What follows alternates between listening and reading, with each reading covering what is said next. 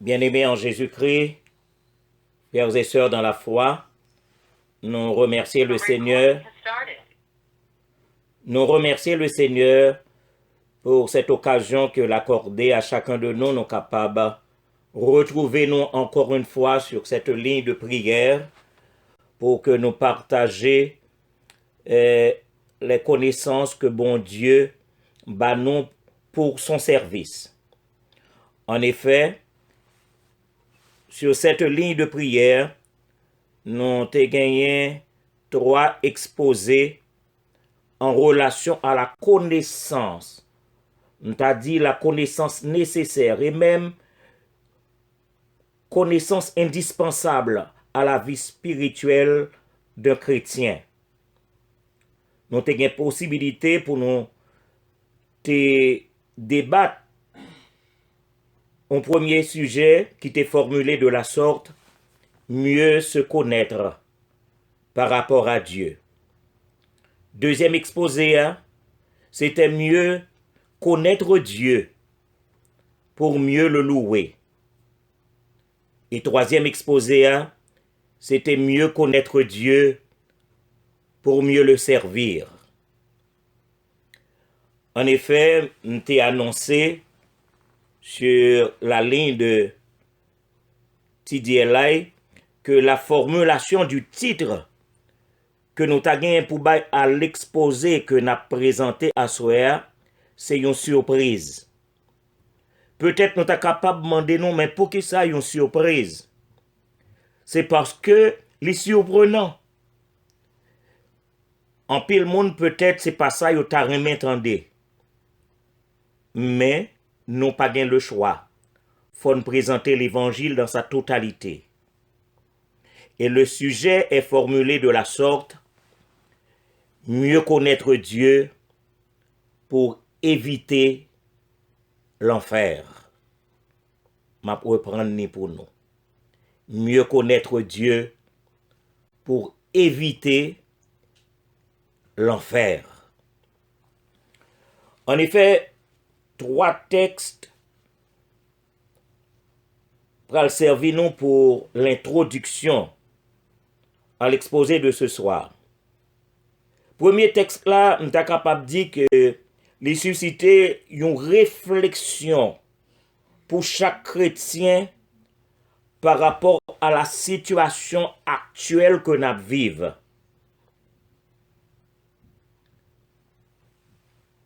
M'a li texte là et m'a laissé nous-mêmes la possibilité de méditer sur lui à fond. Matthieu chapitre 10, le verset 28. Là, il est écrit: ne craignez pas ceux qui tuent le corps et qui ne peuvent tuer l'âme. Je vais reprendre partie ça encore pour nous. Ne craignez pas ceux qui tuent le corps et qui ne peuvent tuer l'âme. Craignez plutôt celui qui peut faire périr l'âme et le corps dans la géhenne. Le texte est fort, mais on croit que, puisque dans la Bible, dans la parole de Dieu, dans les Saintes Écritures, il doit porter ni moi-même ni vous-même à de sérieuses réflexions. Le deuxième texte, nous avons dit, exprimer un bagage que personne pas ta jambe souhaité tendre dans la vie. À Dieu ne plaise que ça t'arrive au monde au dernier jour. Et nous joignons dans Matthieu 25, le verset 41. Là, il est écrit: retirez-vous de moi, maudits, allez dans le feu éternel qui a été préparé pour le diable et pour ses anges.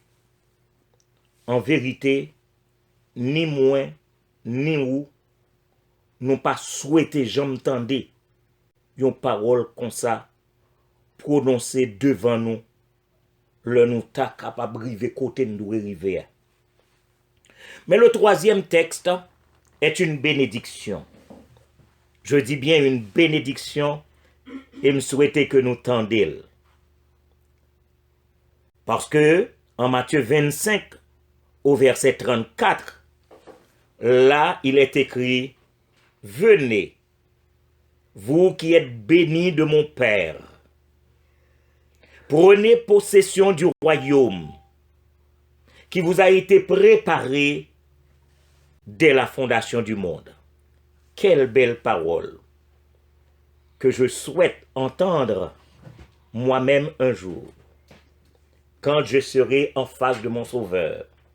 Quelle belle parole que vous-même tout, sûr et certain que vous avez souhaité tendre, là on va retrouver face à votre Seigneur. En effet, comme je viens de vous le dire, ma responsabilité en tant que serviteur de Dieu, en tant que prédicateur de l'Évangile, c'est présenter le total de l'Évangile à tous ceux que le Seigneur donne possibilité pour me gagner un entretien avec eux. Et c'est l'une des raisons pour lesquelles moi crois que sur cette ligne de prière, pendant que nous avons traversé un moment qui est extrêmement grave dans la vie, nous avons besoin d'analyser certaines portions des Saintes Écritures. Et comme moi te dit, le sujet que je voulais partager en long et en large avec nous à soir, c'est mieux connaître Dieu pour éviter l'enfer. Mieux connaître Dieu pour éviter l'enfer. Là, je vais référer nous à texte que j'ai choisi, le moins à rédiger et travail c'est là. C'est Apocalypse, le chapitre 20, le verset 15. Là, il est écrit, « Quiconque ne fut pas trouvé écrit dans le livre de vie fut jeté dans les temps de feu. » Je reprends pour vous, mes frères et mes sœurs bien-aimés. Quiconque ne fut pas trouvé écrit dans le livre de vie fut jeté dans les temps de feu. Oui, dans les temps de feu. Alors notre considération, les considérations, disons mieux, que nous voulons faire avec vous, se portent sur l'éternité. Des considérations par rapport à l'éternité. Je dis bien l'éternité parce que ça doit interpeller, même Jean l'interpellait. Parce que selon les Saintes Écritures, mes frères et mes sœurs bien-aimés, le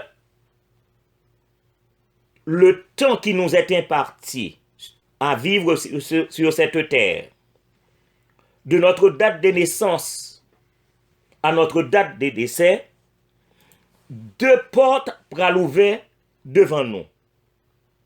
Les portes de deux éternités. Et même si nous t'a passé par la mort, je dis, même si m'pas ta temps mourir et Jésus-Christ t'a temps retourner, gagnons parole qui est écrite dans les Saintes Écritures qui interpelle et qui doit interpeller ou même également. Jean 5, verset 29. Jean 5, verset 29. Ceux qui auront fait le bien ressusciteront pour la vie. Mais ceux qui auront fait le mal ressusciteront pour le jugement. Je reprends ce texte. Jean 5, verset 29. Ceux qui auront fait le bien ressusciteront pour la vie, Mais ceux qui auront fait le mal ressusciteront pour le jugement. Alors, mes frères et mes sœurs bien-aimés, deux termes retiennent notre attention. Le bien d'un côté, le mal de l'autre côté. Et le bien, tout relatif qu'il soit, li pral gagner, m'ta capable dit vraiment effet, li pral gagner succès, li pral porter le bien pral porter le bien à si la yo qui te gantan gagner Jésus-Christ dans la vie yo. M'a redit samedi là. Le bien pral gen plein effet, le bien pral porter succès, le bien pral porter le bien, le bonheur à si la yo qui te accepté Jésus-Christ pour le salut éternel. Alors que le mal, aussi bien relatif qu'il soit, li pral porter le mal, li pral porter malheur, à qui est-ce? À Silayo qui t'est rejeté, je dis bien à Silayo qui t'est rejeté la grâce de Dieu accordée en Jésus-Christ, et ça pral conduit immanquablement l'impénitent vers les affres de l'enfer. Je suis forcé de partager la vérité avec vous. M'pa gen le choix, m'dois présenter le total de l'évangile. Et cet aspect macabre que nous décrit dans la dernière partie là, nous porte à considérer avec nous-mêmes qu'à coûter dans le moment ça.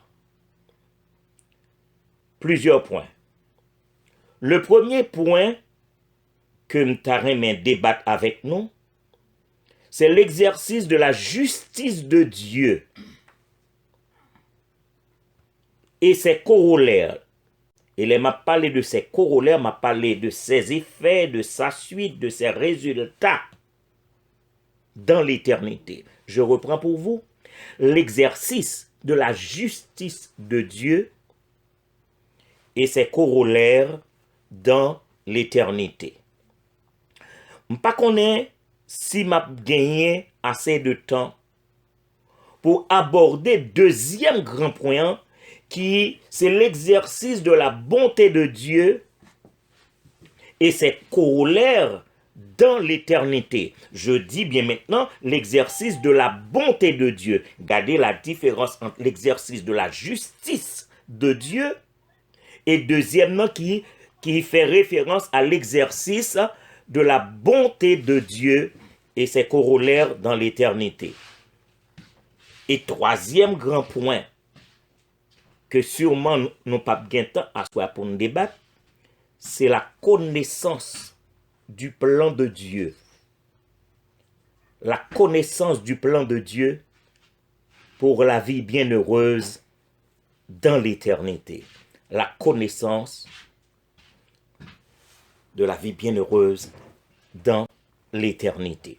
Alors, en nous retournant dans le premier point que m'ai formulé de la sorte, l'exercice de la justice de Dieu et ses corollaires, et m'ai dit nous que ce mot que utilisé corollaire, il y a pour signification et ses suites et ses effets et les résultats que ça capoté dans l'éternité. Bon dit nous, l'homme ordinaire, l'homme naturel, il est toujours à poser tête les questions. Mais m'bral dit nous que l'insensé lui posait tête les questions. Et la question de l'insensé, il est capable de formuler de la sorte. Comment un Dieu bon, comment un bon Dieu qui bon, t'a qu'arrivé établi un lieu de tourment éternel? Bon, on reprend question de l'homme insensé, de l'homme ordinaire, de l'homme naturel. Question que l'a posée. Ah, on m'attendait mon a parlé, mais bon Dieu bon. Comment un Dieu bon t'es capable de river, créer un lieu de tourment éternel? Ça pas capable d'exister. C'est la pensée de l'insensé. Et la question de l'homme intelligent, de l'homme pourvu de sens, comment la question? Les formuler d'une autre façon. Les demander comment le Dieu bon et juste, entendez bien, l'homme de bon sens, lui poser les questions, il dit comment le Dieu bon et juste t'es capable de laisser ses chers enfants, que le garder comme la prunelle de ses yeux, pour rester éternellement des cibles que Satan est capable d'attaquer, que les suppôts de Satan a nuit, que les acolytes de Satan a metté en difficulté. Ah non, bon Dieu trop bon pour t'a quitter, pour nous t'a vivre, pour t'a vivre non seulement dans le temps, mais pour nous vivre toute l'éternité, nous sous l'oppression des méchants. Nous, en face de deux genres de questions, une question qui est posée par l'insensé, qui trouvait que bon Dieu trop bon, il n'est pas capable d'établir un lieu de tourment éternel, et l'homme de bon sens qui dit non, bon Dieu trop bon, pour t'acquitter que méchant a oppressé, non seulement dans le temps, mais pour l'éternité, pour que les méchants t'a toujours oppressé nous. Alors, maintenant, face à ces deux questions, qui ça la Bible dit nous? Et je dois vous dire, mes frères et mes sœurs bien-aimés, que l'existence d'un lieu de punition pour les impénitents existe. L'existence d'un lieu de punition pour les impénitents. Alors, moi, utiliser un terme, le terme impénitent qui m'en donne pour me donner une explication de ce que cela représente. L'Air dit que quelqu'un c'est un impénitent, c'est un monde qui pas prend mon Dieu pour rien. Un impénitent, c'est celui qui ne se répand pas. Il n'a pas jamais repenti de ses péchés. Il n'a pas aucun regret d'avoir offensé Dieu. Il sent-il à l'aise dans l'état que lié, il installer l'empêcher dans ses fautes et il persister dans des voies tortueuses. C'est un impénitent. C'est un impénitent. Alors, nous disons qu'il existe bien un lieu de punition pour les impénitents. Nous devons noter que l'on a parlé de peine éternelle, peine, parce que nous parlons de punition, les peines éternelles pour ceux qui ont rejeté Jésus-Christ, nous voyons tout ça dans la Bible. Oui, c'est biblique. Ça peut paraître désagréable pour certains, ça peut paraître inconcevable selon la logique humaine. Mais laissez-moi dire non que ça t'a doué interpeller conscience par nous et conduit nous à considérer sérieusement, je dis bien, ça t'a doué interpeller conscience nous et conduit nous à considérer sérieusement les vérités bibliques. Parce que trop souvent, nous choisissons dans la Bible qui ça nous voulait lire et ne pas lire la totalité de l'évangile pour savoir exactement quand nous avons passé de ce monde à l'autre monde, deux éternités devant nous, qui côté nous praler. Donc, il est important de mieux connaître Dieu pour éviter l'enfer. de multiples expressions sont mentionnées à travers les Saintes Écritures. Moi dit que à travers les Saintes Écritures, il y a de multiples expressions pour dire nous que ça nous dit là, yo existé. Et me relever pour nous, nous t'a souhaité que m'y temps, puisque me relever pour nous, 9 expressions à travers la Bible qui mentionnaient que il y a un lieu de tourment. Première, ça que nous devons considérer avec nous, c'est les flammes éternelles. Tendez ça bien. On croit que nous connaissons ça crée une flamme. Les flammes éternelles. Luc, chapitre 16, verset 24. Luc, chapitre 16, verset 24. Là, c'est concernant Lazare et l'homme riche.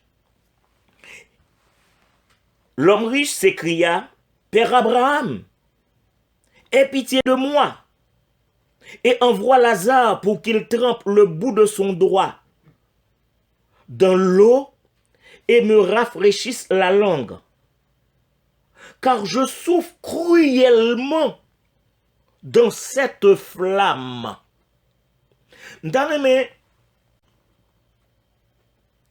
expliquer nous texte ça, malheureusement, on n'a pas assez de temps. Puisque monsieur passé par la mort,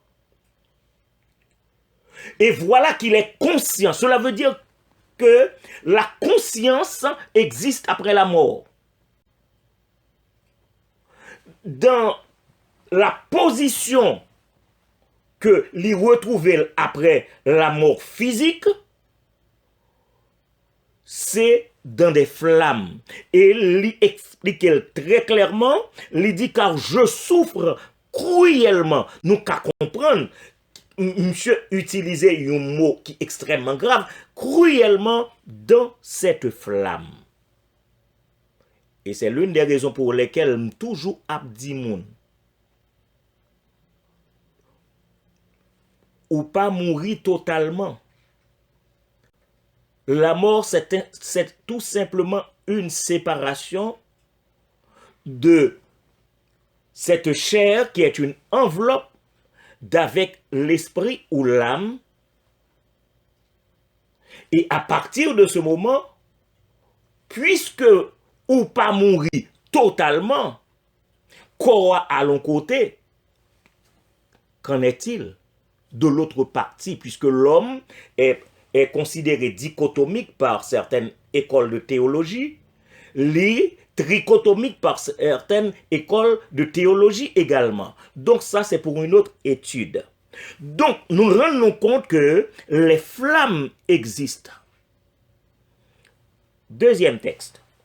Ésaïe 33, le verset 14. Ésaïe 33, le verset 14. Les pécheurs sont effrayés dans Sion. Un tremblement saisit les impies. Qui de nous pourra rester auprès d'un feu dévorant?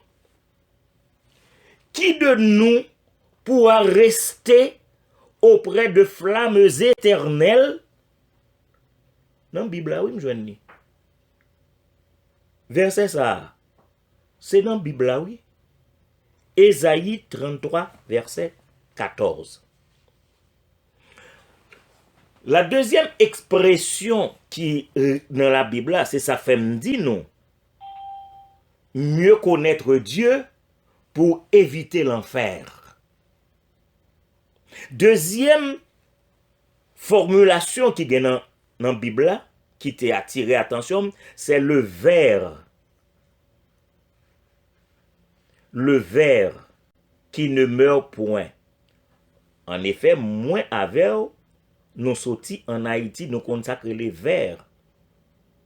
V-E-R. Là, on a rapidement dans Ésaïe 66, le verset 24, Et nous prenons le lit. Et quand on sortira, on verra les cadavres des hommes qui se sont rebellés contre moi. Bon, moi, dit pour nous. Et quand on sortira, on verra les cadavres des hommes qui se sont rebellés contre moi, car leur ver ne mourra point, et leur feu ne s'éteindra point, et ils seront pour toute chair un objet d'horreur. Peut-être n'a demandé nous, est-ce que verset ça existe dans la Bible? Nous avons besoin de fouiller la Bible pour nous connaître, pour nous marcher bien.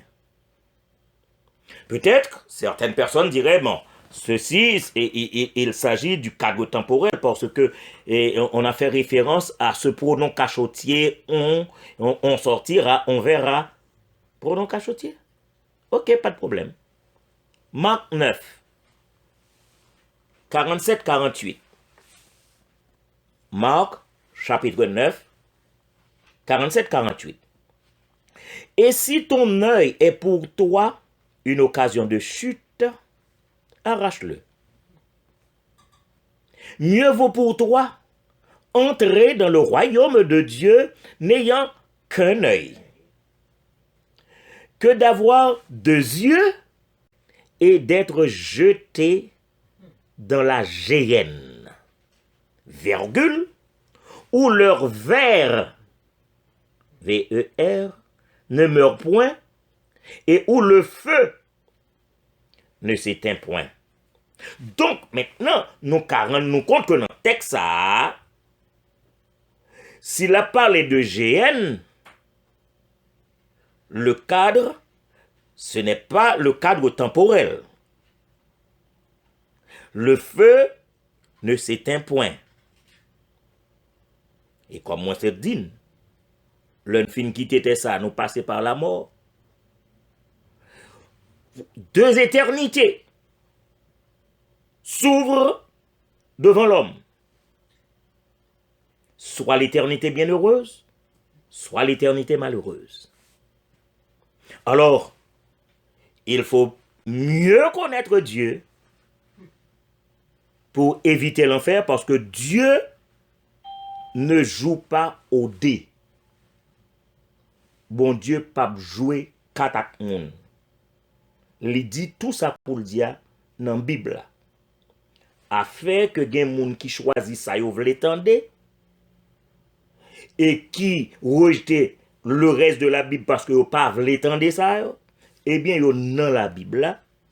Et je me fais le devoir en tant que serviteur de Dieu, puisque moi mon a tombé 1000 à droite, non 10 000 à gauche pendant ces derniers temps, et c'est le temps de faire passer un message sérieux. Donc, nous sommes, les flammes éternelles, 2, le ver qui ne meurt point, en nous considérer le feu qui ne s'éteint point. Si le feu ne s'éteint point, c'est un feu éternel. Le feu qui ne s'éteint point, c'est le feu éternel. Matthieu 3, le verset 12. Et c'est Jean-Baptiste qui t'a fait référence à notre Seigneur Jésus-Christ. Et Jean-Baptiste dit, il a son vent, V-A-N, ça que nous relais en Haïti, l'aïe. Il a son vent à la main. Il nettoyera son air. Et il amassera son blé dans le grenier, virgule, mais il brûlera la paille. Tendez bien. Il brûlera, le verbe brûler, la paille. Et quelle paille? On a cherché qu'on est pour contre nous. Dans un feu qui ne s'éteint point. Qu'on y a assez pour me demander tête moi, est-ce que c'est paille moyen? Est-ce que qui s'amie dans l'évangile? Et il dit dans un feu qui ne s'éteint point. Alors, bon, retourner dans Matthieu, maintenant le chapitre 18, le verset 8, qui te dit, si ta main ou ton pied est pour toi une occasion de chute, coupe-les et jette-les loin de toi. Mieux vaut pour toi entrer dans la vie boiteux ou manchot que d'avoir 2 pieds ou 2 mains et d'être jeté dans le feu éternel. Ici, noir sur blanc, c'est écrit feu éternel. On se trouve les flammes éternelles, le ver qui ne meurt point, le feu qui ne s'éteint point. Maintenant, la Bible va le formuler d'une autre façon. 9 façons que la Bible exprimée pour que personne ne monde pas dit yo pas de connaît.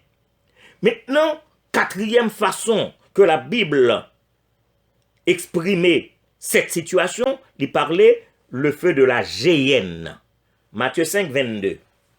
Mais moi je vous dis que quiconque se met en colère contre son frère mérite d'être puni par les juges. Que celui qui dira à son frère Raka mérite d'être puni par le Sanhédrin, et celui qui lui dira insensé mérite d'être puni par le feu de la géhenne. Je reprends.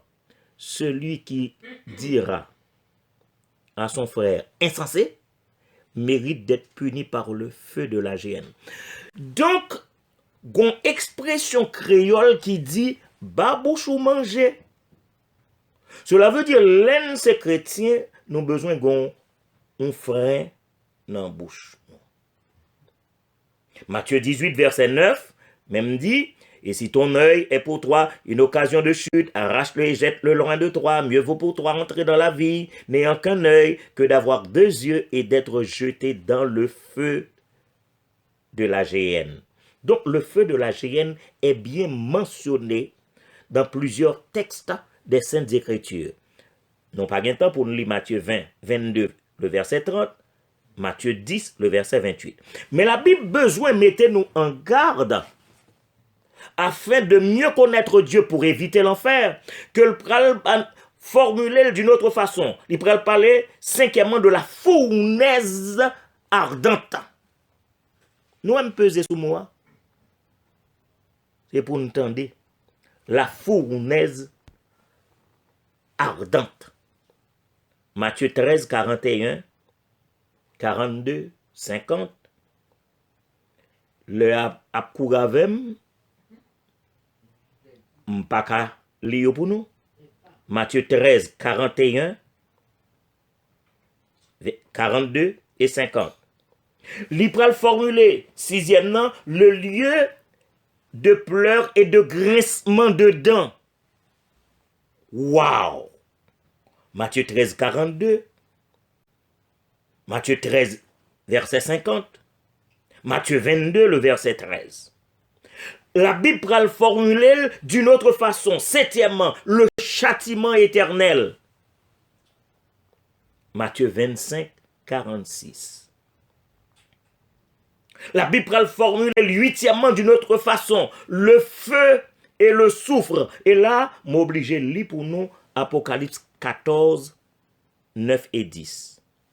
Et un 3e ange les suivit en disant d'une voix forte, si quelqu'un adore la bête et son image et reçoit une marque sur son front ou sur sa main, il boira lui aussi du vin de la fureur de Dieu.